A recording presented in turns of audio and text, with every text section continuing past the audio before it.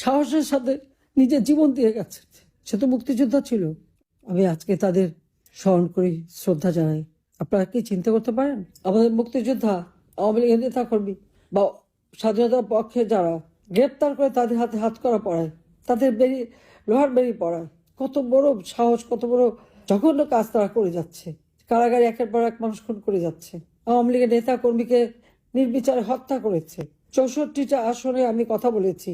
প্রত্যেকটা union, word এবং জেলা উপজেলা আমাদের নেতা কর্মীর উপরে হামলা এবং প্রত্যেকটা জায়গায় মানুষ হত্যা করেছে। অবশেষে দীর্ঘ 2 বছর পর ভারতের দিল্লি থেকে প্রকাশ্যে এসে দেশের পরিস্থিতি নিয়ে এবং মুক্তিযোদ্ধা তোফায়েল আহমেদকে নিয়ে কথা বলতে গিয়ে অঝরে কেঁদে যা বললেন এবার সাবেক প্রধানমন্ত্রী শেখ হাসিনা। ছাত্র জনতার আন্দোলনের মুখে 5 আগস্ট ভারতের দিল্লিতে আশ্রয় নেন শেখ হাসিনা। তারপর থেকে সরাসরি প্রকাশ্যে এসে কথা বলতে না দেখা গেলেও ফোন কলে, অডিও বার্তায় নেতাকর্মীদের দিক নির্দেশনা দিয়ে আসছিলেন এতদিন।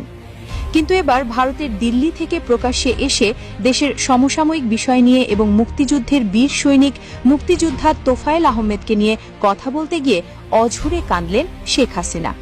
তিনি বলেন, আজ আমার সাজানো গোছানো দেশটাকে তারা কোথায় নিয়ে গিয়ে দাঁড় করিয়েছে।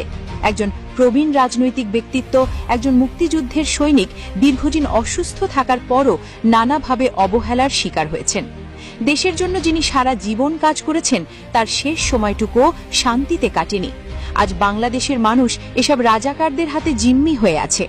আমার নেতাকর্মীদের মধ্যযুগীয় কায়দায় নির্মম নির্যাতন করে হত্যা করছে।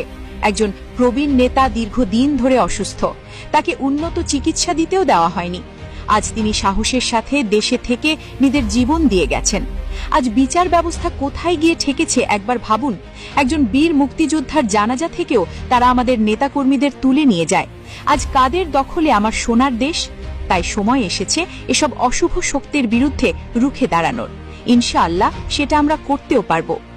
তাদের স্বাধীনতা ফিরিয়ে আনতে হবে। সকলে ঐক্যবদ্ধ হয়ে এই অশুভ শক্তির বিরুদ্ধে আমাদেরকেও সংগ্রাম করে, লড়াই করে, এদের পরাজিত করে বাংলাদেশের স্বাধীনতা আবার ফিরিয়ে এনে, সেটাই আমাদের লক্ষ্য। ইনশাআল্লাহ আমরা তা করতে পারবো।